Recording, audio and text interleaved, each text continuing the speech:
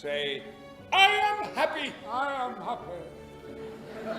So am I. So am I. We are happy. We are happy. What do we do now that we're happy?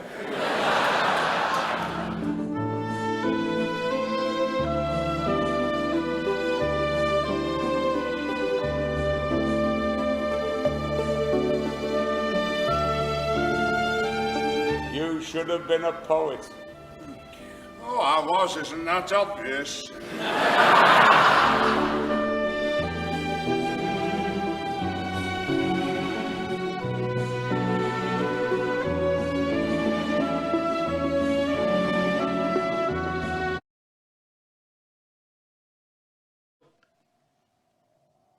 No. Alone. What dreams? Those forests. Enough. It's time it ended in the refuge too. And yet I hesitate. I hesitate to end. Yes, there it is. It's time it ended, and yet I hesitate to end. God, I'm tired. I'd be better off in bed.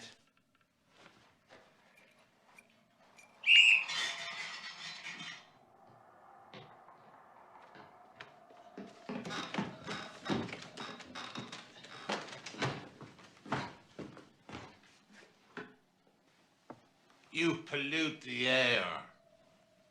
Get me ready, I'm going to bed. I've just got you up. And what of it?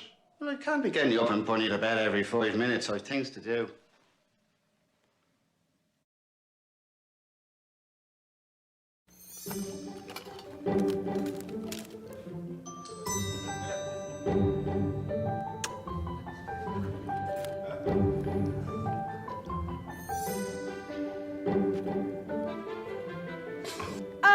That's better. But something tells me do not overdo the bag, Winnie. Make use of it, of course. Let it help you along when stuck, by all means. But cast your mind forward. Ah!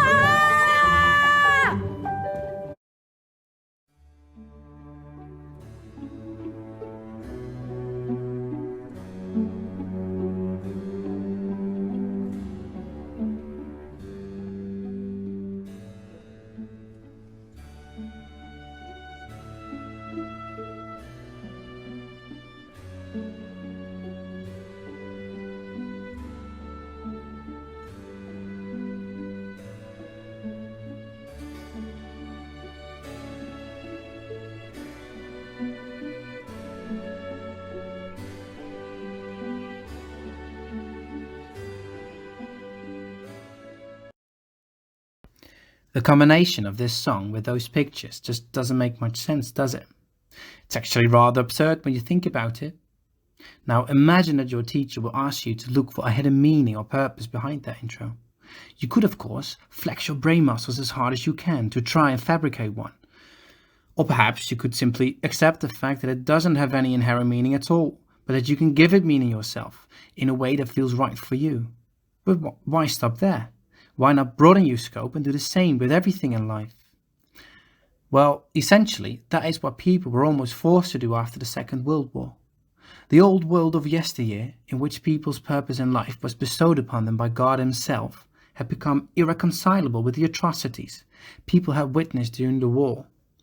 How, in the name of God, could that have been God's plan? But with the increasingly godless world, people were left with an existential crisis. Because what if existence precedes purpose?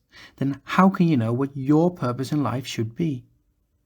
Famous contemporary existential philosophers like Camus and Sartre were pondering over the very same question as well. Camus famously used the Greek myth of Sisyphus, who was condemned to push a boulder up a mountain only to have it roll back down for the rest of eternity, as a metaphor for the individual's persistent struggle against the essential absurdity of life. Sartre, in his turn, believed that, contrary to Sisyphus, humans are in fact painfully free. Because if life doesn't have any preordained purpose, all we can do is just make it up as we go, As quoted by Sartre himself, man is condemned to be free because once thrown into the world, he is responsible for everything he does. End quote. Naturally, the emergence of this existential way of thinking also found its way into the theatres. Initially shocking their audiences, this new movement emphasized the absurdity of the human condition and was hence defined as the theatre of the absurd by Martin Esslin. Quote, "The theatre of the absurd is a theatrical embodiment and manifestation of existentialism. It is part reality and part nightmare." End quote. The plays in this movement often didn't resolve the problem of our meaningless existence at all, suggesting that the question is perhaps ultimately unanswerable. And when it comes to the theatre of the absurd, arguably no other playwright was better at bringing that sense of absurdism to life than Samuel Beckett. In Beckett's three most famous plays, Waiting for Godot, Endgame and Happy Days, he presented his audience with plots that went nowhere, played by passive and indecisive characters who were continuously attempting to make sense of an increasingly absurd existence. In Waiting for Godot, we see two tramps, the forgetful Estragon and the more mature Vladimir, who are waiting next to a tree for a mysterious man, Godot, who never arrives. The second play, Endgame, is set in what seems to be the end of civilization and is about a blind and paralyzed man called Ham and his servant Clove, who in turn is unable to sit down, both awaiting their unspecified end. In Happy Days, things get even weirder. Here, Winnie, basically the only character in the play, is inexplicably buried to her waist with sand on a beach, but yet remains internally optimistic. Even when she's buried all the way up to her neck in Act 2, she keeps remarking that this is such a happy day. Well, I'm not sure about you, but these plays don't quite sound like the best remedy against sad feelings and certainly not optimistic. In fact, they don't seem to be offering any answers to any questions whatsoever. But it leaves us the question, why did they become so popular then? Were people simply going out of their way to leave the theatres depressed? Or was there perhaps a deeper meaning behind it all that actually did show light at the end of the tunnel? Let me explain to you why Samuel Beckett's absurdist plays, Waiting for Godot, Endgame and Happy Days, are ultimately optimistic about the human condition.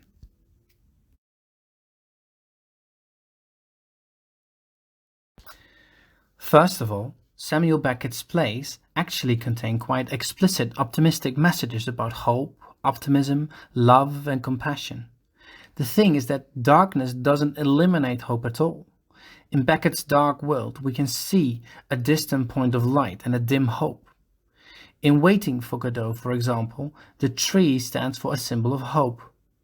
As pointed out by Vmanimozhi, in Act 2, the tree even sprouts some leaves, representing the possibility of renewal of mankind. And when it comes to optimism, Winnie in Happy Days keeps her head up despite her undeniably disastrous situation being buried in the sand. That play might even have been empowering to women in the 60s as well, being a metaphor that gave a voice to their sometimes hopeless situation, in which women were often confined to their own home, unable to show their true potential in life. The fact that Winnie keeps saying, "This will have been a happy day," is definitely sad, but also empowering, showing that happiness can be found in even the smallest of things. And in all plays, despite their bitterness, the characters clearly care for each other, showing love and compassion in their interactions. Quote, "I'm glad to see you back. I thought you were gone forever." End quote. With another quote, where Estragon says, "Estragon, I'll never walk again." Then Vladimir, "I'll carry you, if necessary." End quote. Now, let us not ignore the fact that the overall tone of these three plays are very dark indeed. Just take a look at this quote in Endgame between Ham and his father. Quote, "Ham, scoundrel, why did you engender me?" Nag, I didn't know." Ham, What didn't you know?" Nag, "That it be you." End quote. But perhaps precisely because of this predominant negative undertone, the bits of positivity shine through all the more powerful. Even in the darkest of places, the smallest light shines the brightest. And that leads me to my second argument. Beckett makes a grim world full of meaninglessness and absurdity feel good, precisely by acknowledging the darker aspects of life, because it is a side all humans know and can identify with to some extent, yet one society actually doesn't allow to exist. Just take a look at the seemingly perfect worlds of others on social media. It's filled to the brim with beautiful people with perfect hair, perfect skin, perfect girlfriends or boyfriends, beautiful cars, beautiful holiday destinations, beautiful pets, just beautiful everything basically. I'm quite convinced that it goes without saying that Beckett would have found this appalling, to say the least. Because yeah, it looks all beautiful and perfect, but we know that it's not. It's all fake and edited to make it look a certain way. And yet, when we see all these seemingly perfect lives, we may start to wonder why we don't have these awesome lives. We end up trying to compare ourselves to these plastic people and start to see flaws that perhaps don't even exist in reality. And now comes Beckett. He gives his audience almost nothing, without even a real story arc or let alone Shakespearean language. Just scruffy looking people getting nowhere. But although it's not the prettiest sight, people are so relieved to see that all the negative thoughts and feelings they have ever felt in their lives are in fact not something they're going through alone. The audience recognizes and identifies with these darker feelings and is almost relieved to find that it's not only okay to have these feelings, but that they can even laugh at them. How tremendously cathartic. My final reason why Beckett's plays are ultimately optimistic about the human condition is that they show that when life is devoid of meaning, it is up to us to look for it ourselves. Referring back to the myth of Sisyphus from the introduction, life can sometimes feel like a meaningless struggle without a real payoff. Just like Sisyphus, we are simply trying to combat the obstacles in our lives. And just at the moment we feel we have succeeded and can finally be happy, a new obstacle emerges and we have to start all over again. Yet again, removing God from the equation, what are we here for? What are we doing? Why are we alive? If we truly are like Sisyphus, then how can we be happy? This is what Camus himself had to say about that. Quote, "I leave Sisyphus at the foot of the mountain. One always finds one's burden again. But Sisyphus teaches the higher fidelity that negates the gods and raises rocks. He too concludes that all is well. This universe, henceforth without a master, seems to him neither sterile nor futile. Each atom of that stone, each mineral flake of that night-filled mountain, in itself forms a world. The struggle itself toward the heights is enough to fill a man's heart. One must just imagine Sisyphus happy." End quote.